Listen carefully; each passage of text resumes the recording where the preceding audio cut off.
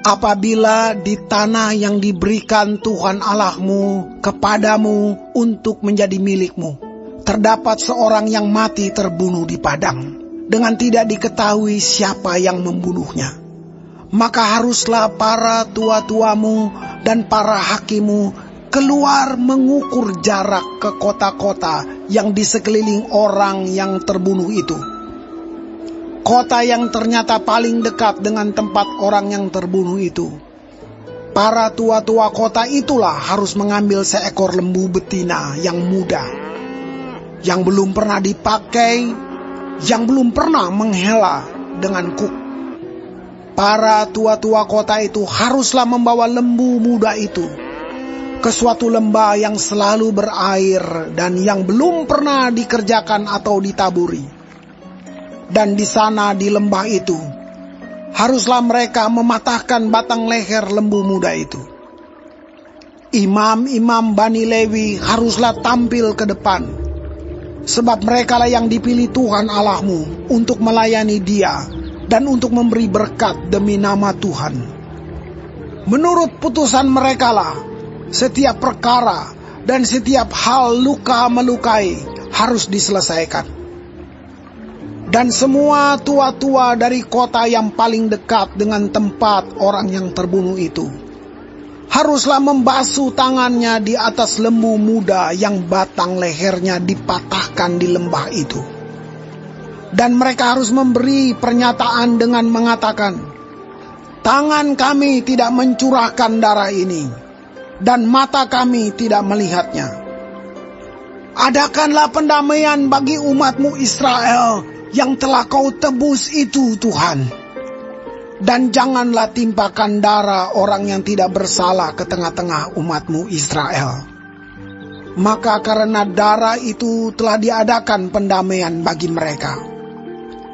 Demikianlah engkau harus menghapuskan darah orang yang tidak bersalah itu dari tengah-tengahmu. Sebab dengan demikian engkau melakukan apa yang benar di mata Tuhan. Apabila engkau keluar berperang melawan musuhmu, dan Tuhan Allahmu menyerahkan mereka ke dalam tanganmu, dan engkau menjadikan mereka tawanan, dan engkau melihat di antara tawanan itu seorang perempuan yang elok, sehingga hatimu mengingini dia, dan engkau mau mengambil dia menjadi istrimu, maka haruslah engkau membawa dia ke dalam rumahmu. Perempuan itu harus mencukur rambutnya, memotong kukunya, menanggalkan pakaian yang dipakainya pada waktu ditawan, dan tinggal di rumahmu untuk menangisi ibu bapanya sebulan lamanya. Sesudah demikian, bolehlah engkau menghampiri dia dan menjadi suaminya, sehingga ia menjadi istrimu. Apabila engkau tidak suka lagi kepadanya, maka haruslah engkau membiarkan dia pergi sesuka hatinya. Tidak boleh sekali-kali engkau menjual dia dengan bayaran uang. Tidak boleh engkau memperlakukan dia sebagai budak, sebab engkau telah memaksa dia. Apabila seorang mempunyai 2 orang istri, yang seorang dicintai dan yang lain tidak dicintainya, dan mereka melahirkan anak-anak lelaki baginya, baik istri yang dicintai maupun istri yang tidak dicintai, dan anak sulung adalah dari istri yang tidak dicintai, maka pada waktu ia membagi warisan harta kepunyaannya kepada anak-anaknya itu, tidaklah boleh ia memberikan bagian anak sulung kepada anak dari istri yang dicintai, merugikan anak dari istri yang tidak dicintai, yang adalah anak sulung. Tetapi ia harus mengakui anak yang sulung, anak dari istri yang tidak dicintai itu, dengan memberikan kepadanya 2 bagian dari segala kepunyaannya. Sebab dialah kegagahannya yang pertama-tama, dialah yang empunya hak kesulungan.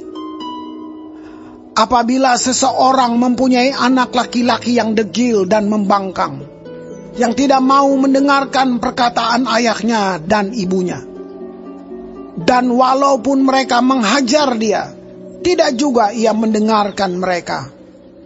Maka haruslah ayahnya dan ibunya memegang dia dan membawa dia keluar kepada para tua-tua kotanya di pintu gerbang tempat kediamannya.